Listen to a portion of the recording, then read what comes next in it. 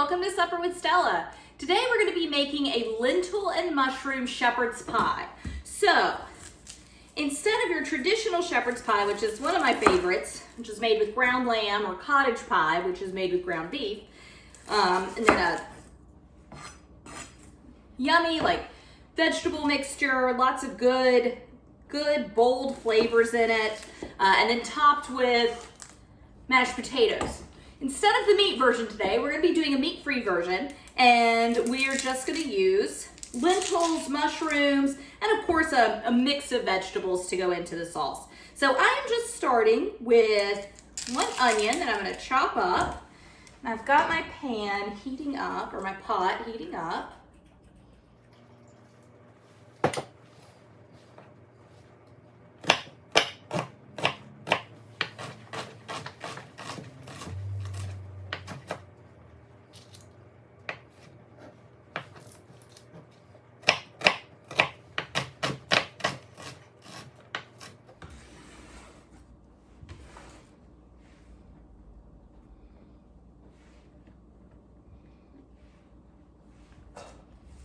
So the next thing in the recipe is carrots. And I just have one carrot here,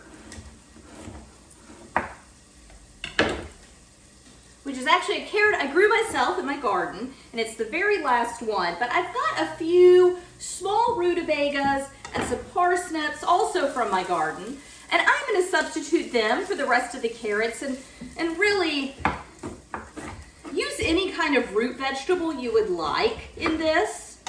Beets, of course, will die, but they would still be really good. And we actually are going to use some beet greens. So the recipe calls for kale, but I have frozen beet greens that I will be using instead.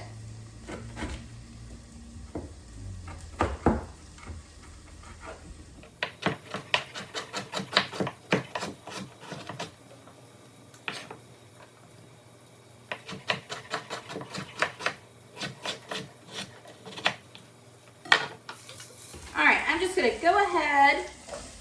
Woo, that's a strong onion. It's going to make my eyes water. I'm just going to go ahead and get my vegetables in there, because these root vegetables, they're pretty hard, especially the parsnips and rutabagas. So it really is going to take a little while for those to break down. They don't cook quite as quickly as a carrot.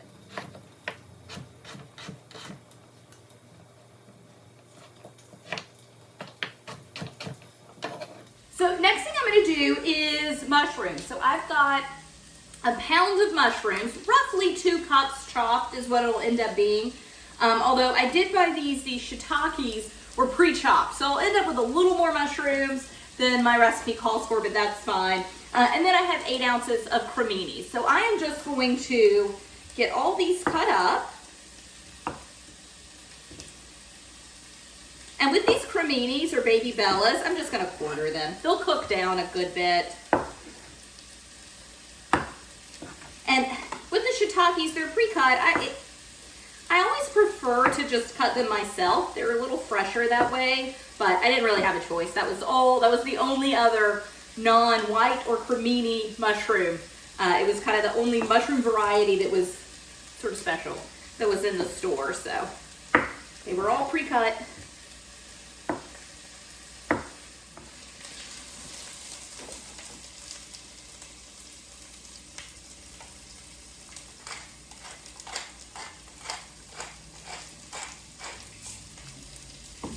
And so behind me on my big stove, on my real stove, I've already brought 1.5 pounds of mushrooms to a boil.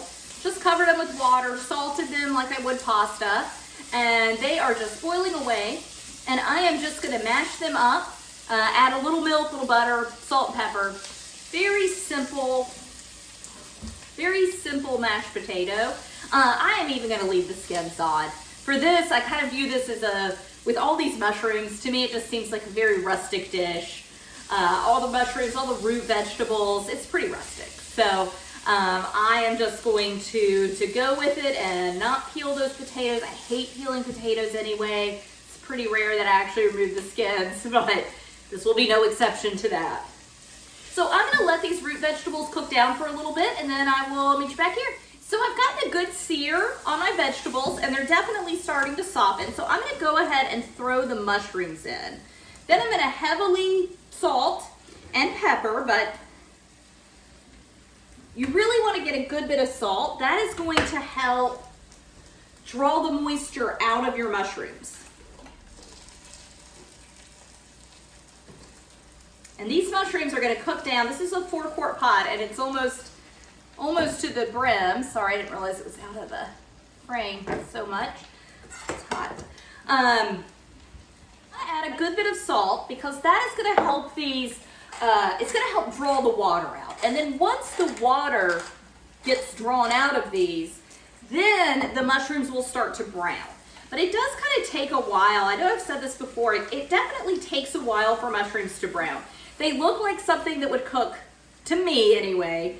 Maybe you think I'm crazy, but to me they look like something that would cook up, sear up really quickly. But they don't, because first the water all has to come out, and then the water has to evaporate off of them.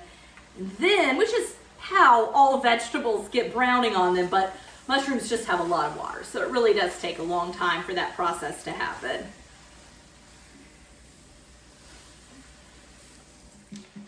All right, I'm back. My mushrooms have reduced by half. They are almost done. This whole vegetable mixture was almost to the top of this 4-quart dish, and now it is in, the bottom half, maybe even the bottom third. I'm getting some sticking on the bottom, which is good. If it's sticking, it means that there's not enough water to keep it from sticking. So it does mean that I'm kind of getting towards the end, which is fantastic.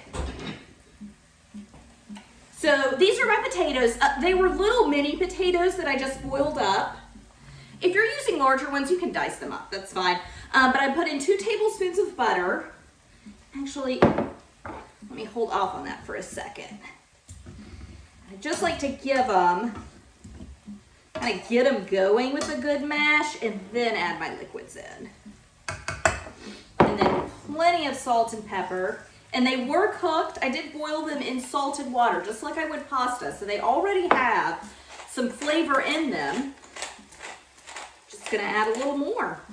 And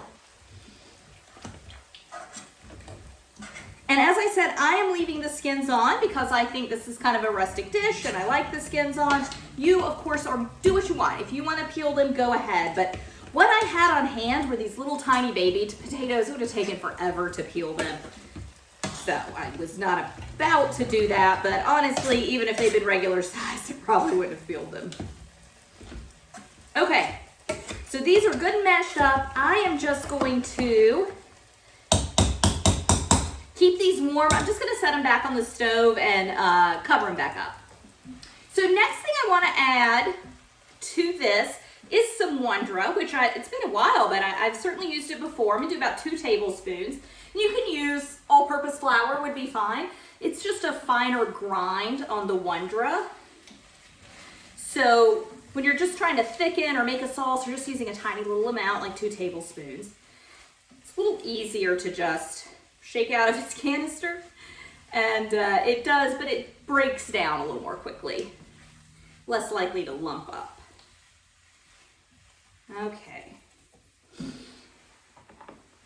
And now we're going to start adding some really good flavor. I'm going to do about a tablespoon of tomato paste. And I think that I had turned the camera off. It was just while this was cooking down, I added some thyme. You can add any herb though, but thyme and mushroom is just a really classic combination. So I added thyme and garlic. Thyme, mushroom, and garlic is a really classic combination. And then we're going to do 2 tablespoons of balsamic vinegar.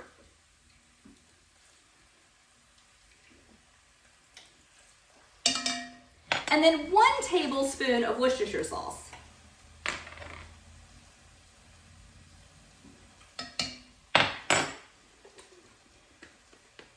And the vinegar is going to help deglaze, since we didn't use wine, and classically a shepherd's pie either uses beer or wine to deglaze your pan with, but I wanted to just make a version that, you know, has a lot of ingredients I just keep on hand regularly, and I don't actually keep wine on hand regularly. And that balsamic vinegar and the Worcestershire, which Worcestershire is pretty classic, but the balsamic and the Worcestershire both are gonna add just a ton of wonderful flavor, as will the tomato paste. Okay, so now I'm gonna get the recipe calls for kale. You can use any leafy green you want. I have got some frozen beet greens, and if they weren't frozen, that would be fine. They'll just, you know, you just wanna put them in slowly and just kind of let them wilt down.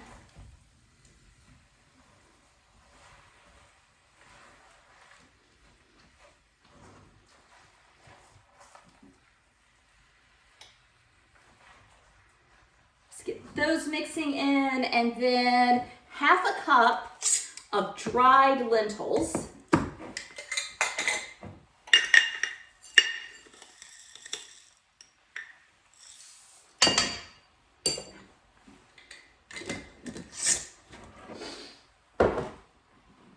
And I'm gonna do 2 cups of beef stock. I've actually got beef stock on the stove cooking behind me. So it was really convenient for me to just skim a little off the top and use it. If you're cooking for a vegetarian or you are a vegetarian, you obviously would just use vegetable stock. But since I am doing neither of those right now, I am gonna use some beef stock. And then really just get everything mixed together, and make sure that all of your lentils are submerged in the liquid, because they of course need the liquid to cook.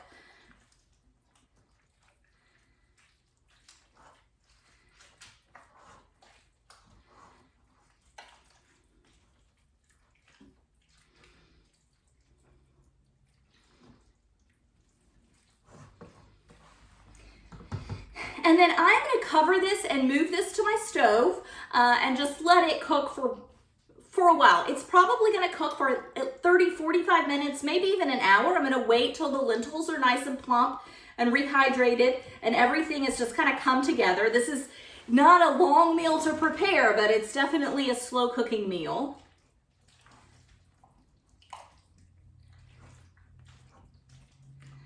Lentils generally take 30 to 40 minutes. They're usually not a super long, it's not like a pea or something. Dried lentils cook fairly quickly. But I'm gonna move this back to the stove, let it cook back there, and then we'll come back, top it with the mashed potatoes, and it'll go in the oven. All right, we're back. So I have given my lentils plenty of time to cook up, and I've now got one really pretty, I'll bring in the camera, cohesive mixture. And so now I have greased up my baking dish, and I'm just going to transfer this over.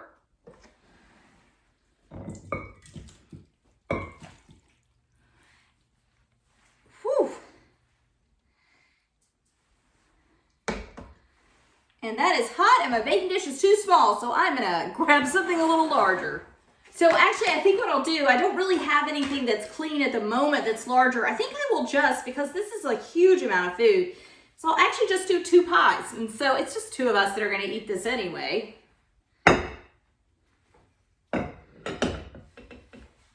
So now, instead of a pie and several nights of leftovers, we will just have 2 separate ones, and I'll probably freeze one of them up.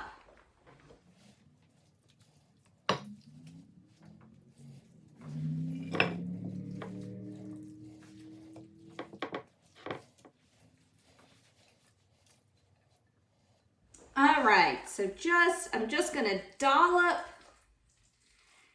these potatoes over. And you definitely wanna dollop your potatoes over. Don't pour them into just one big blob in the middle. It's really hard to spread them out if you do that.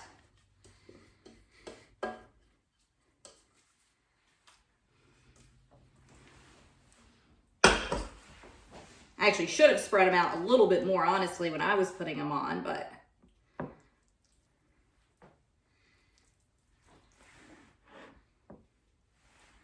And then just spread them out evenly over the top.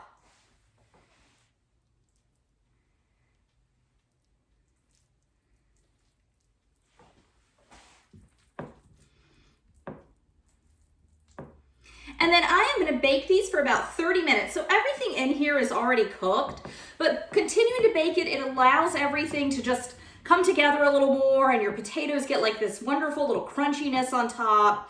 And you can dot them. A lot of folks will brush it with an egg white.